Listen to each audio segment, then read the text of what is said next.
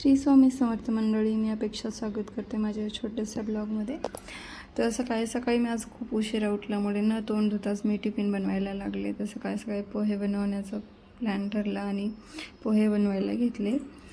तर सकाळी माझं मोबाईलचं टायमिंग पुढे आणि घड्याळाचा काटा मागे झाला होता, कारण घड्याळाचं सेल संपल्यामुळे मी उशिरा उठले. लवकर लवकर टिफिन बनवला आणि शोमला रेडी करून निघालो आम्ही शोमला स्कूलला सोडायला. शोमला सोडल्यानंतर मी वापस येताना फुलं घ्यावं म्हटले आणि फुलांकडे निघाले. फुलं तर जास्त नव्हते, पण पाचोळा जास्त पडलेला होता.